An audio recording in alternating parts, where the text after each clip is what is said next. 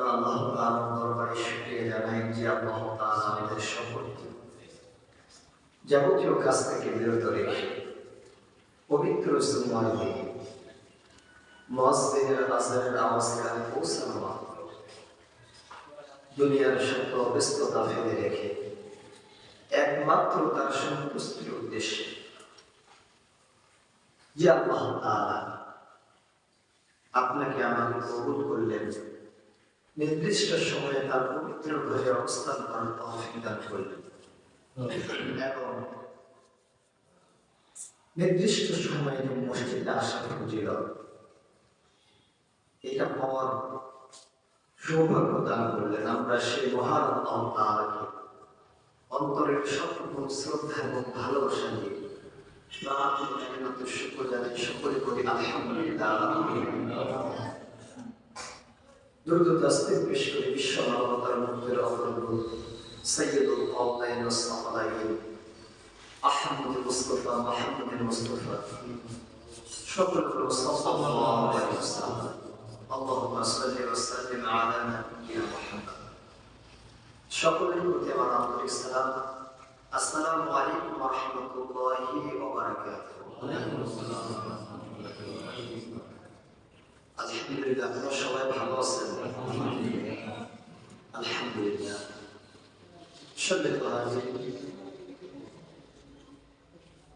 এমন একটি আমলের কথা রাসূল সাল্লাল্লাহু আলাইহি ওয়াসাল্লাম বলেছেন যে কেউ যদি আমার নামে একবার দরুদ পড়ে তার 10টি গুনাহ আল্লাহ তাআলা মাফ করে দেন। সুবহানাল্লাহ। সরাসরি মাফ। এত বড় ফজিলত রেখেছেন, সে দরুদের প্রচলন আমাকে করতে হবে। আমার সর্বক্ষণে আল্লাহর জিকির এবং রাসূল সাল্লাল্লাহু আলাইহি ওয়াসাল্লামের উপরে দরুদ পড়া।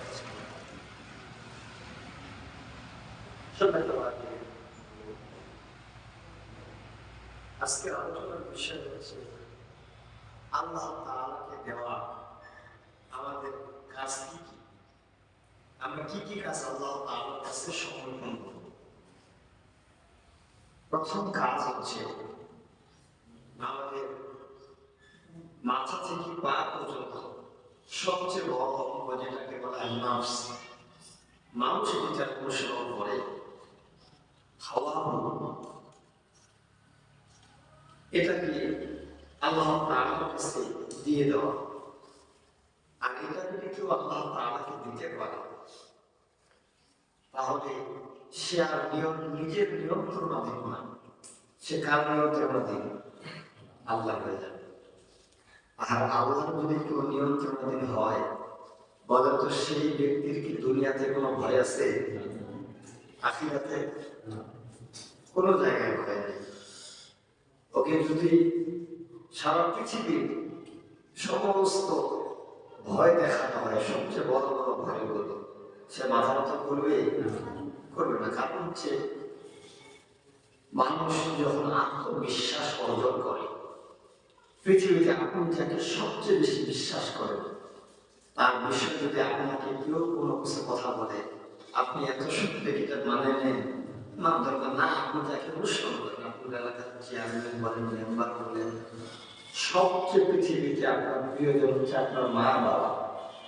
তাদের বিষয়ে আপনার তাদের যদি কোনো দোষ ত্রুটি থেকেও থাকে, আপনার পাশের লোক যদি বলে, আপনি কি এটাকে মানেন?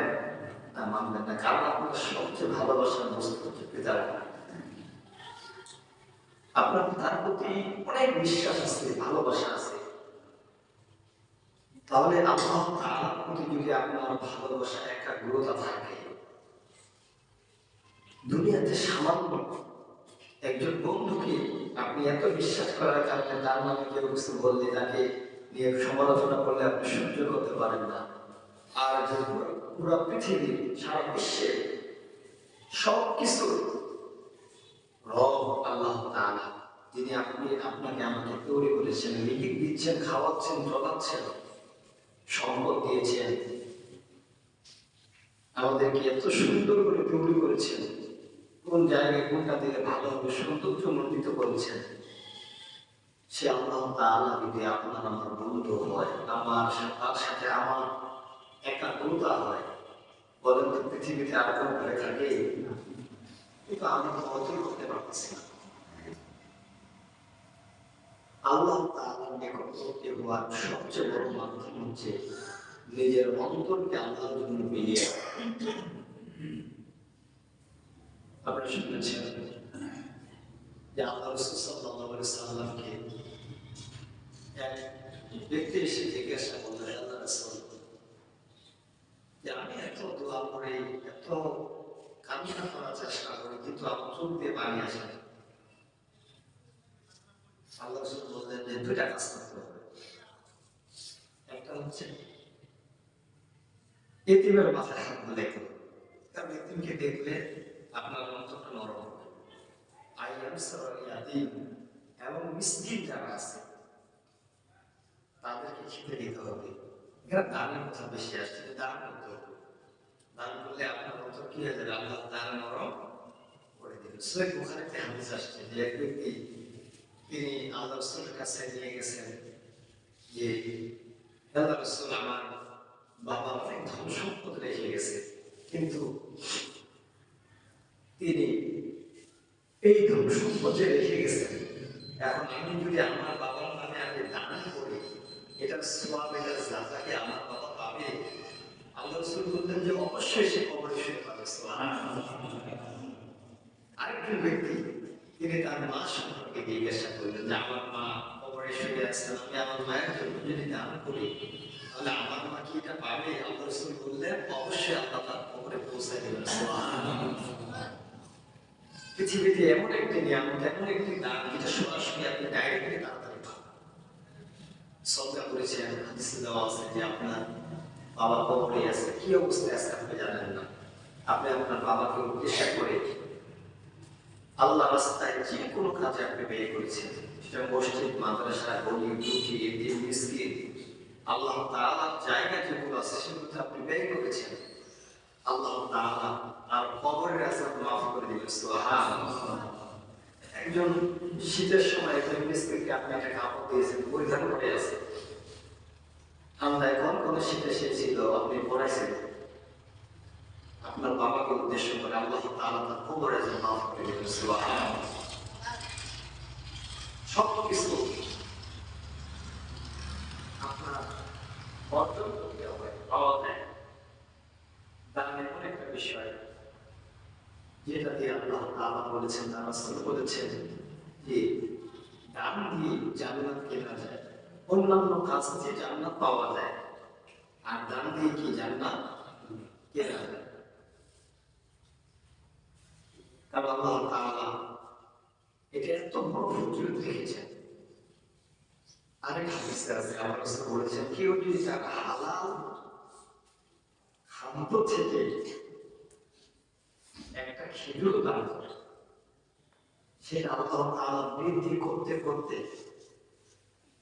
যেমন পৃথিবীতে একটা ছোট্ট উট কিংবা গাভীর বাচ্চা আপনি লালন পালন করতে করতে এটা বড় হয়ে যায়, সেই খেজুরটাকে আল্লাহ তাআলা সোয়াবে রূপান্তরিত করতে করতে করতে এটা একেবারে পাহাড়ের মতো বড় হয়ে যায়। সুবহানাল্লাহ। পাহাড়, সবচেয়ে বড় পাহাড় হচ্ছে এভারেস্ট। আল্লাহ তো তার চেয়েও বড় পাহাড় করে দিতে পারে। সুবহানাল্লাহ। আল্লাহ দিলে কি কমবে? আল্লাহ তাআলা দিলে কমবে না। এই পাহাড়ের মতো তিনি একটা হালাল রিজিক থেকে আপনি দান করলে আল্লাহ করে দেন। কিন্তু আমরা আমাদের অন্তর থেকে এটা দেওয়ার যে একটা ইরাদা আছে, চেষ্টা আছে। কোরআন আয়াতে আল্লাহ তাআলা বলেছেন মুমিনদের বৈশিষ্ট্য সম্পর্কে,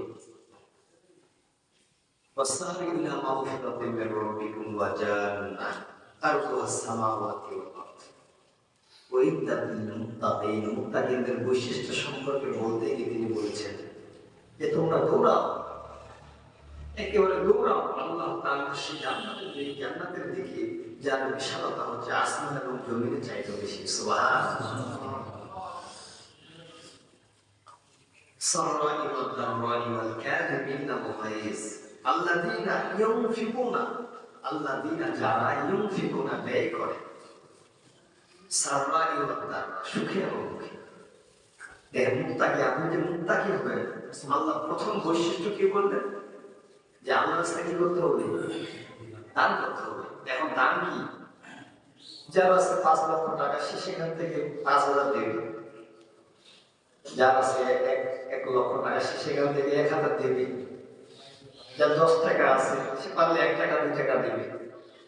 আল্লাহ তো এখানে সীমানা দেননি। আল্লাহ সীমানা দিচ্ছেন। আল্লাহ বলছেন যে আল্লাহ বলছেন যে সাররা ইওয়াদার, সুখে এবং দুঃখে। এখন আপনার সুখ আছে, আপনি বেশি দিয়ে দেন। আপনি একটু দুঃখে আছেন, আপনার হাতে টাকা পয়সা নেই, আপনি হালকা দেন, অল্প দেন। আপনি দিতে পারলেন না, আপনি আফসোস করলেন যে আল্লাহ আমার যদি সম্পদ থাকতো, আমি এর মতো দিতে পারতাম। দেওয়ার ইরাদা করেছেন, আপনি তার সমপরিমাণ আল্লাহ আপনাকে সওয়াব দান করবেন। সুবহানাল্লাহ। কিন্তু আপনার অন্তরটাকে নষ্ট করতে হবে। দেওয়ার জন্য আপনার চেষ্টা থাকতে হবে। আল্লাহ তাআলা মুত্তাকিদের এক নম্বর বৈশিষ্ট্য বললেন যে আল্লাযীনা, যারা ইউনফিকুনা, ব্যয় করে, সাররা ইওয়াদার, সুখে এবং দুঃখে। সুখে দুঃখে যারা ব্যয় করতে পারে, সেই ব্যক্তি কখনো পথভ্রষ্ট হবে না। কারণ তাকে আল্লাহ তাআলা সম্পদ তাকে দিলে তিনি সেটা আল্লাহর রাস্তায় ব্যয় করবেন। তার সম্পদ কমে দিলেও সে কার রাস্তায় ব্যয় করবে? আল্লাহর রাস্তায় ব্যয় করবে। আর যে আল্লাহর রাস্তায় ব্যয় করবে, তার সম্পদ বেশি হলে সে শয়তান রাস্তায় ব্যয় করবে, তাহলে সে ক্ষতিগ্রস্ত হবে। কারণ মুত্তাকিদের সম্পর্কে এই কারণে তিনি প্রথম বললাম যে আপনি কিভাবে আল্লাহ তাআলাকে কি কি দিবেন। একজন মুমিন হিসেবে আপনাকে দেওয়ার আছে আল্লাহ তাআলাকে দেওয়া। তাহলে সুখে দুঃখে আল্লাহর রাস্তায় ব্যয় করতে হবে। সাররা ইওয়াদার ওয়াল কাযিমিনা আল গায়জ। 2 নম্বর হচ্ছে আপনাকে রাগ নিয়ন্ত্রণ করতে হবে। পৃথিবীতে সবচেয়ে কঠিন কাজ রাগ নিয়ন্ত্রণ করা। আমরা মনে করি, মানুষ বলে যে ভাই রাগ নিয়ন্ত্রণ করা যায় না। আচ্ছা বলেন তো, রাগকে নিয়ন্ত্রণ করা যায় না? অবশ্যই রাগ নিয়ন্ত্রণ করা যায়, কিন্তু আমরা এমন ভাবে রাগ করি যে শয়তান সে জায়গায় অবস্থান করে। এই হাদিসে দেওয়া আছে যে কারো যদি রাগ অতি মাত্রায় বেড়ে যায়, সে যেন উজু করে, তাহলে তার রাগটা আল্লাহ তাআলা পছন্দ করবেন। সুবহানাল্লাহ। সে যদি সেটাও না পারে, সে মাটিতে শুয়ে পড়বে, তাহলে তার রাগটা কি করে দেবেন? আল্লাহ তাআলা ঠান্ডা করে দেবেন, শয়তানের সুযোগ নিতে পারবে না। এখন রাগ নিয়ন্ত্রণ করার জন্য বলছে ভাই আমার রাগ নিয়ন্ত্রণ করতে পারি। কে বলছে পারে? কারণ আমি আপনাদের মসজিদে নামাজ পড়াচ্ছি, আমি আমার স্ত্রীর সাথে এমন ঝগড়া লেগে গেছে, কোনো এক মুসল্লি যদি আমার বাসায় যায়, আমি মারতে গেছি, আপনাকে দেখে মারবো, সঙ্গে সঙ্গে কি লাঠি থাকবে? কারণ এখানে আমার সম্মানের বিষয় আছে, দেখা যায় আমার লাঠি আর রাগ নিয়ন্ত্রণ করা যায় না। পৃথিবীতে আপনি মুসল্লিকে আপনাকে আমি ভয় করতে পারি। আর আল্লাহ বলেছেন মুমিনের বৈশিষ্ট্য, মুত্তাকিদের বৈশিষ্ট্য 4টি। এর ভিতরে একটা ব্যয় করবে সুখে দুঃখে, দ্বিতীয় হচ্ছে রাগটা নিয়ন্ত্রণ করবে। আপনাকে থেকে লাঠি ফেলাই দিলাম, সম্মান দিয়ে লাঠিতে রাখলাম। আর আল্লাহ যে বললেন যে তুমি এটা করতে বললে মুমিন হবে, তাহলে আল্লাহকে যদি মানে আমরা নিয়ন্ত্রণ করতে পারি, তাহলে সবচেয়ে আমরা মুমিন হিসাবে চাকরি করবো না? কথা বলা অবশ্যই কবি না।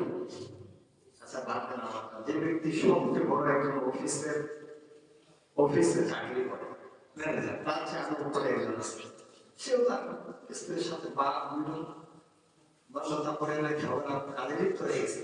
এমন সময় তার আরেকজন অফিসের বস চলে গেছে, বলে তো সে মারতে যাবে, সে রাগ করবে, ওই সময় সে নিয়ন্ত্রণ করবে। কিংবা আপনি যাকে সবচেয়ে বেশি মূল্যায়ন করেন আপনার এলাকা, আপনি আপনার বাসায় যত তর্ক বিতর্ক, সে লোকটি আপনার এলাকার মেম্বার চেয়ারম্যান দাঁড়িয়ে দেয়, আপনি রাগ করতে পারবেন। তাহলে পৃথিবীর এই সামান্য মানুষগুলোকে দেখে যদি আপনি রাগ করতে পারেন, আর আপনি আল্লাহ আপনাকে বললেন যে মুমিন হতে গেলে বান্দা এই গুণটা তোমার অবশ্যই প্রয়োজন, এখানে দেখে যদি আপনি রাগটা নিয়ন্ত্রণ করতে পারেন, আপনি আপনার খালিস ইমানদার হবেন। সুবহানাল্লাহ।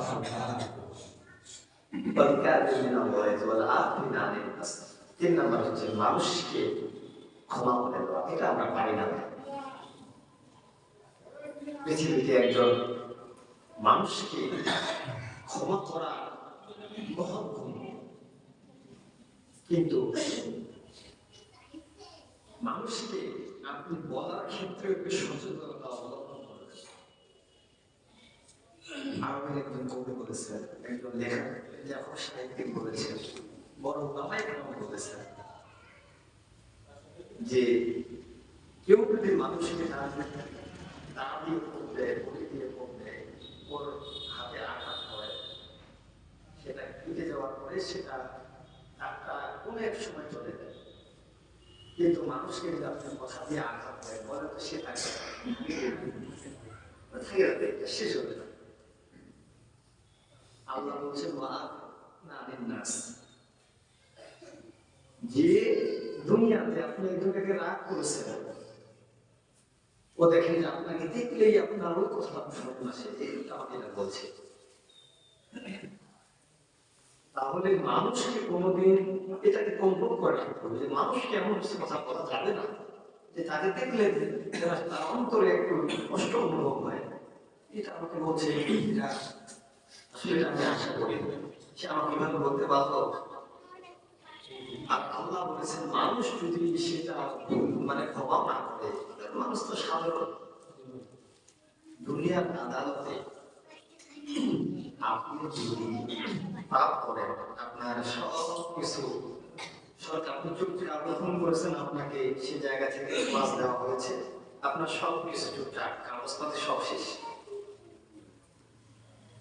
মানে কি না আপনাকে হাজিরা দিতে হবে, বলেন তো হাজিরা দিতে হবে না? কিন্তু আপনি যদি পাপ করার পরে আল্লাহর আদালতে যায় তওবা দায়ের করেন, আল্লাহকে আগের গুলো তো খেয়াল করে, কথা বলে খেয়াল করে আগের গুলো। আল্লাহ বলছে সে যদি তওবা করে আমার কাছে আসে, তাহলে আমি তার সব গুনাহ মাফ করে দেব। সুবহানাল্লাহ। ওয়ালা বালি, আমি পরোয়া করি না কত বড় পাপ। আল্লাহ কি করে না, পরোয়া করে না সে কত বড় পাপ। কিয়ামতের ময়দানে আল্লাহ তাআলা হাজার মানুষ জানে দাঁড়িয়ে আল্লাহ তাআলা বলবেন যে আমি সব ব্যক্তিকে ক্ষমা করবো, যে আমার সাথে শিরক করে তার সাথে ক্ষমা করবো না। আর যদি আসমান এবং জমিনের সমপরিমাণ গুনাহ নিয়ে হাজির হয়, আমি আল্লাহ সেই পরিমাণ ক্ষমা নিয়ে হাজির হবো। সুবহানাল্লাহ। ওয়ালা উবালি, আমি পরোয়া করি না সে কত বড় পাপ। আল্লাহ তো পরোয়া করেন না। আপনি যদি সাধারণত দুনিয়াতে আপনি 40-50-60 বছরের জীবনে একটু যদি স্যাক্রিফাইস করতে না পারেন, মানুষের ক্ষমা করতে না পারেন, তাহলে আপনি কেমন মানুষ হয়ে গেলেন, মানে বোঝার কঠিন হয়ে যাচ্ছে। চেষ্টা করতে হবে তাই না, মানুষকে ক্ষমা করতে, এটা মুত্তাকিদের একটা বিশেষ গুণ, যেটা প্রয়োজন। 4 নম্বর গুণ হচ্ছে তারা যদি কোনো পাপে জড়িয়ে দেয়, তাহলে আল্লাহর কাছে ক্ষমা চায়। আপনারা ক্ষমা চান আল্লাহর কাছে? ক্ষমা চাইতে হবে কিভাবে? আপনি সঙ্গে সঙ্গে পাপ করছেন, সঙ্গে সঙ্গে ক্ষমা চাইতে হবে। অবশ্যই আপনাকে বারবার ক্ষমা চাইতে হবে। যে মানুষ বলল বানি আদম খাত্তাউন ওয়া খায়রুল খাত্তাইনা তাওয়াবুন, আল্লাহ বলেন প্রত্যেক আদম সন্তান পাপী, তারা পাপ করতে ভালোবাসে। আর আমি আল্লাহ তাদের ক্ষমাটা, তাদের পাপের ক্ষমাটা করতে ভালোবাসি। সুবহানাল্লাহ। আপনি ক্ষমা চাওয়াটা একটা জিকির, স্মরণ আল্লাহ তাআলাকে। আপনি যে বুঝতে পারছেন, স্বীকার করেছেন যে আমি আমার ভুল হয়ে গেছে, এটাও একটা ইবাদত। তাহলে মুত্তাকিদের বৈশিষ্ট্য সম্পর্কে আপনাকে সুখে থেকে কি করতে হবে? আল্লাহর রাস্তায় ব্যয় করতে হবে। আপনি যদি ব্যয় করতে পারেন, তাহলে আপনি মুত্তাকিদের খাতায় থাকলেন। আর 2 নম্বর হচ্ছে বিষয় যে আপনার বাসায় গরিব মিসকিন ফকির আসলে যেন ভুলে না যায়, এটা আপনাকে খেয়াল রাখতে হবে। আপনার কাছে আসে হাত বয়ে চাইছে, আপনি 1 টাকা দেন, 2 টাকা দেন, 3 টাকা দেন, সেজন্য আপনার হাত থেকে খালি না হয়। আর আপনি দোয়া করবেন, দোয়া চাইবেন। আপনার সন্তান বাইরে আছে, আপনি দোয়া চাইবেন যে আমার সন্তানকে আল্লাহ, তুমি দোয়া করো যে আমার সন্তানকে আল্লাহ মানুষ বানায়। ফকির মিসকিনদের কাছ থেকে বেশি বেশি দোয়া চাইবেন, আপনাকে দিবেন, আপনি খুশি রাখার চেষ্টা করবেন। আর মেহমানদারিতা করতে ভুলবেন না, এগুলো সবচেয়ে মহান কাজ। যে আল্লাহ রাসূল সাল্লাল্লাহু আলাইহি সাল্লাম তিনি সবচেয়ে বেশি মেহমানদারিতা পছন্দ করতেন। ফকির মিসকিনদের সম্পর্কে তিনি সবচেয়ে বেশি সচেতন থাকতেন। হযরত আবু বকর রাদিয়াল্লাহু তাআলা মতো অন্তরে ইনারা থাকতে হবে। দেখেন তো, আবু বকর যদি আল্লাহ রাসূল বললেন যে কার কি আছে নিয়ে আসো, আল্লাহর রাস্তায় দান করো, কারণ যুদ্ধে যাইতে হবে, সেই দিন ওমর রাদিয়াল্লাহু তাআলা ইরাদা করেছিলেন, অন্যান্য সাহাবীরাও ইরাদা করেছেন যে আজকে আমি আবু বকরকে পরাজয় করব। তার সম্পদ থেকে অর্ধেকটাই দিয়েছে। সে খুব হাসি দেখেছে, আবু বকর সামান্য একটা পোটলা নিয়ে হাজির হয়েছে। আজকে তো আমি আবু বকরকে হারাবো। সবাইকে জিজ্ঞাসা করার পরে আল্লাহ রাসূল বললেন, আবু বকর রেখে আসছো কতটুকু আর নিয়ে আসছো কতটুকু? আবু বকর রাদিয়াল্লাহু আনহু বললেন, হে আল্লাহর রাসূল, আল্লাহ এবং রাসূলকে ছাড়া আমি কিছুই আমার বাড়িতে আর নাই। সুবহানাল্লাহ। আমি যখন তাকে জিজ্ঞাসা করলাম, সে বলল, আমি অর্ধেক নিয়ে আসছি, অর্ধেক রেখে আসছি। তুমিও তো ঠিক পারবে না।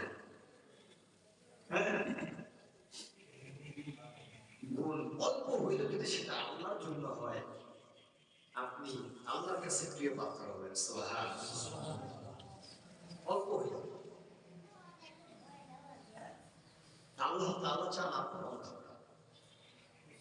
আপনাদেরকে বলি, জীবিকা অর্জনের মাধ্যম হচ্ছে চারটা। কয়টা বলেন তো? চারটা। জীবিকা অর্জনের জন্য এর ভিতরে তিনটাতে মানুষ সবচেয়ে বেশি ফেল মারে। একটা সবচেয়ে সফল, এটা আল্লাহ রাসূল বারবার কথা বলেছেন। এক নম্বর হচ্ছে জীবিকা অর্জনের পদ্ধতি হচ্ছে আপনার, যেটাকে আমরা বলি কামলা, মানে জল দিয়ে খাওয়া। দেখেন যে সন্ধ্যা হতে হতে টাকা শেষ, টাকা থাকে। যে মানুষের পাশে জল দেয়, কাজকর্ম করে, হাত দিয়ে কামাই করে, দেখেন যে সন্ধ্যা হতে হতে সে 500 টাকা পাইছে, এটা ওটা কেনাকাটা করতে তার 500 টাকা শেষ, সন্ধ্যা হতে হতে টাকা শেষ। 2 নম্বর যে চাকরি করে, ওর 25 দিনে টাকা শেষ। দেখেন যদি আর 5 দিন কিছু হাওলাত করে এতে করে খাইতে হয়, হাওলাত করে খাইতে হয়, যে কিছু দেন আমাকে। 3 নম্বর হচ্ছে যে ব্যক্তি কৃষি কাজ করে, দেখেন যে সমান সময় নাই লস। বর্তমানে কৃষি করে কেউ বলছে যে আমার খুব লাগছে, সমান সময় নাই লস। 4 নম্বর একটা কথা আল্লাহ রাসূল বলেছেন যে ব্যবসা করলে তোমার রিজিক আল্লাহ তাআলা প্রশস্ত করে দিবেন। সুবহানাল্লাহ। আপনাকে ঋণ নিয়ে ব্যবসা করতে হবে তা না। আপনার টাকা কম আছে, আপনি চকলেট দিয়ে শুরু করেন, আরেকটু বেশি আছে আরো কিছু ভালো দিয়ে শুরু করেন। ব্যবসা করবেন আপনি যখন বেশি, কারণ ব্যবসায়ী দেখেন যে তার হাত দিয়ে টাকা শেষ হয় না, তার হাতে আসতেই আছে। আপনি একটু পানের দোকান করেন, দেখেন তো সে ভালো চলবে, তার হাতে বায়না ঘোরায় না, থেকেই যায়। ব্যবসাটা এমন রেখেছেন আল্লাহ রাসূল, কেউ যদি সুন্দরভাবে, হালাল ভাবে, উত্তম ভাবে, হালাল পন্থায় ব্যবসা করে, তাহলে সে নবীদের সাথে জান্নাতে থাকবে। সুবহানাল্লাহ। আল্লাহ রাসূল এখানে বললেন যে আমার সাথে কাজ করে সে আমার সাথে জান্নাতে থাকবে, ওটাও হালাল রোজগার। ওটাকে হারাম বলা হচ্ছে, হারাম না, ওটা হালাল। এগুলো 3-4টাই হালাল। হ্যাঁ, ব্যবসাতে বরকত রয়েছে, কিন্তু হ্যাঁ, এক জায়গায় সবচেয়ে বেশি ধোঁকা। যারা বড় ব্যবসা করেন, যে ভাই কাপড় কিনতে গেছেন, যে ভাই আল্লাহর কসম আমাকে 500 টাকা দিয়ে দিন, আর কসম দিয়ে জিনিস বিক্রি করা। আপনি কসম খাবেন না, আপনি 500 দিয়ে দিয়েছেন, আপনি 1000 বিক্রি করেন, আপনাকে কসম খাইতে বললো, দরকার নেই। আপনি আপনাকে এখানে জড়িত করলেন, দরকার আছে 500 টাকার জন্য, আপনি চান বেশি, আপনাকে তৈরি করতে হবে, ব্যবসা করতে হবে। আপনি ছোট বড় থেকে যা আছে ব্যবসা প্রচলন করার আপনাকে চেষ্টা করতে হবে। আল্লাহ তৌফিক দান করুন, সকলে আল্লাহুম্মা আমিন। রাসূলের প্রাথমিক জীবন ছিল ব্যবসা দিয়ে। তিনি খাদিজা রাদিয়াল্লাহু তাআলার ব্যবসা কাজে যাননি, সবচেয়ে বেশি উৎসাহিত করেছে। আপনি অনেক রকমের ব্যবসা করতে পারেন, ব্যবসার মাধ্যমে আল্লাহ তাআলা বারাকা নাযিল করেন। দেখেন তো আল্লাহ রাসূল সাল্লাল্লাহু আলাইহি সাল্লামের বিশ্বস্ততা এবং ব্যবসার মাধ্যম সবচেয়ে পৃথিবীতে সম্মানজনক এবং আল্লাহর কাছে দামি নারী হচ্ছে হযরত খাদিজা রাদিয়াল্লাহু তাআলা। একদিন হযরত জিবরিল আলাইহিস সালাম আসতেন আল্লাহ রাসূলের কাছে, আল্লাহ রাসূল আপনি দেখতেছেন যে ওই যে খাদিজা আসতেছে, তার হাতে বাটি, সে এগিয়ে আসতেছে, যে আপনি তাকে বলবেন যে খাদিজাকে আল্লাহ তাআলা স্বয়ং সালাম দিয়েছেন। সুবহানাল্লাহ। শুধু আল্লাহ দেন না, আপনি বলেন যে আমি জিবরিল আমিনও তাকে সালাম দিয়েছি। সুবহানাল্লাহ। এখন খাদিজা রাদিয়াল্লাহু তাআলার কথা ডাইরেক্ট দিয়ে আসলো, আল্লাহ কিন্তু আপনাকে আমাকে সালাম দেন কখন জানেন? যখন আপনি রাসূলের উপরে দরুদ পড়েন, আল্লাহ আপনার উপরে সালাম বরকত নাযিল করেন। সুবহানাল্লাহ। এটার কথা আছে, ইয়া আইয়ুহাল্লাযীনা আমানু সাল্লু আলাইহি ওয়া সাল্লিমু তাসলিমা। আপনার উপর আল্লাহ সালাম বর্ষণ করেন আর মুমিন বান্দাদের জন্য। কিন্তু আপনি এটা নিতে পারেন না, আপনি এটা নিতে পারিনি, আপনারাও নিতে পারেন না, আমরাও নিতে পারি না। আমাদেরকে নিতে হবে এটা মূল্যায়ন করতে হবে। রাসূলের উপরে সালাম পেশ করতে আল্লাহ আপনাকে উল্টা সালাম পেশ করে। শুধু তাই না, তার সালামটাকে পৌঁছানোর জন্য আমরা বলি না আমার এক মানুষ হতে গেছে। দেখেন আপনি যদি আল্লাহ রাসূলের কত রেখেছেন। আমরা অনেক মানুষ হতে গেলে ভাই বলি আমার একটু সালামটা মদিনায় পৌঁছে দিত। অনেক উলামায়ে কেরাম এটাকে এত কঠিন ভাবে বলছেন, কেন তোমাকে এটা বলতে হবে? যে ব্যক্তি হজে যাচ্ছে সে তো রাস্তায় যাইতে মারা যেতে পারে, তার গ্যারান্টি আছে কোনো? সে মারা যেতে পারে। তো আপনি যখনই বাসায় বসে, আপনি পৃথিবীর যে কোনো জায়গায় বসে রাসূলের উপরে দরুদ পড়েন, আল্লাহ এমন কিছু ফেরেশতা নিযুক্ত রেখেছেন যেটা সঙ্গে সঙ্গে তার কাছে পৌঁছে যাবে। সুবহানাল্লাহ। তিনি সেখানে এটা জবাব দেন, কারণ প্রত্যেক নবী হচ্ছে জীবিত, তাহলে আল্লাহর কাছ থেকে রিজিক প্রাপ্ত। আপনি যা দরুদ করেছেন সে উল্টে আপনাকে দরুদের উত্তর করতেছে। আপনি বলছেন আমার দোয়াটা দরকার আছে, তাই তো সমস্যা হবে না। আপনি তো নগদ পাচ্ছেন, এটা আর ধরি না, বুঝি না। এটা কত উম্মত মুহাম্মদের জন্য একটা শ্রেষ্ঠ নিয়ামত, আপনি বুঝতে পারেন? আপনার জন্য কত খালেস করা হয়েছে। তার উপরে দরুদ পড়লে রহমত হবে, আল্লাহ বরকত নাযিল করবে, 10টা গুনাহ মাফ করে দিবে, আপনার সম্মান মর্যাদা বৃদ্ধি করে দিবে। মোটামুটি 20টা ফজিলত আছে তারপরে দরুদ পড়া। আমরা বলতে পারি না যে বাংলাদেশ আমরা স্বাধীন করলেন এবং করলাম আমরা, যে দেখেন আপনারা শুনেছেন যে হাদি ভাই নামক কতটুকু সত্যলে কালকে মারা গেছে, এরকম শুনলাম, দেখলাম না ইন্টারনেটে। কারণ ফেসবুক ইন্টারনেটের যুগটা তো সবচেয়ে জঘন্য হয়ে গেছে। এটা সত্য মিথ্যা মানে এটা বলি না, অন্যান্য বিষয়গুলো বলি যে আপনি সত্য মিথ্যা কিছু বুঝতে পারবেন না। কারণ এটা যে মোবাইল দিয়ে আপনার ধোকা এবং এটা দিয়ে যে মানুষ বিভ্রান্ত হচ্ছে। এআই নামক যে একটা অ্যাপস বের করছে, আপনার পুরো শরীরটাকে অবয়ব করে আপনাকে মনে করেন যে এনি টাইম আপনাকে উলঙ্গ করে দিবে।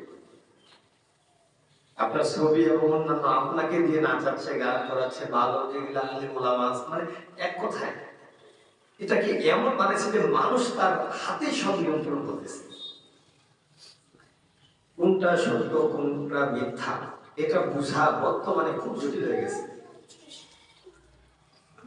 তো স্বাধীন দেশে যদি স্বাধীনভাবে কেউ চলতে না পারে, এর মতো কি লজ্জা আছে? আপনারা বলেন তো মুসলমানদের পতনের সবচেয়ে কারণটা কি? কারণ মুসলমান হচ্ছে তারা অন্তরে অন্তরে মহব্বত তৈরি করতে পারে। মুসলমানের প্রতি যে মুসলমানের একটা আত্মবিশ্বাস আছে, অর্জন আছে, এটা আনয়ন করতে পারেনি আমরা। কারণ আল্লাহ রাসূল দেখেন না যে একজন বুড়ি মহিলা আল্লাহ রাসূলের ভয়ে পালাচ্ছিল এক জায়গা থেকে, সে মক্কা থেকে পালাচ্ছে। তো আল্লাহ রাসূল তার সাথে যে কি বুড়িমা তুমি এত কষ্ট করে এই বোঝাটা নিয়ে যাচ্ছ কেন? বলছে আমি শুনেছি এই এলাকায় মুহাম্মদ নামে একজন আসছে, যে সে খুব খারাপ, তার বিষয়ে অনেক মন্তব্য করলো। আল্লাহ রাসূল তার বোঝা নিজের কাঁধে নিয়ে যাচ্ছে যে বুড়িমা আমি এটা একটু আপনাকে সামনে এগিয়ে দিয়ে আসি। তার বিষয়ে কিন্তু বলা হচ্ছে। পরীক্ষিত শেষ অবস্থায় যায় যে বাবা তুমি তো খুব ভালো মানুষ, কে তুমি, তোমার পরিচয় কি? আমি তো শেখ মোহাম্মদ সুবহানাল্লাহ। যে তোমার নামে মানুষ এত কিছু বলে, তো আসলে তোমাকে তো সব ভালোই দেখলাম, এত মানুষ তো এরকম করতে পারে না, আমাকে নির্জনে একাই তুমি এভাবে পৌঁছায় দিলে। এই যে একটা বিশ্বাস, আস্থা। আমরা একটা মানুষকে হত্যা করা যে কত বড় একটা জঘন্যতম অপরাধ। হাবিল এবং কাবিল, যে তার কাছ থেকে যে সে প্রথম হত্যাকারী ছিল, যে তার কাছ থেকে একটা গুনাহের অংশ চলে গেছে, বা এটা কঠিন গুনাহ।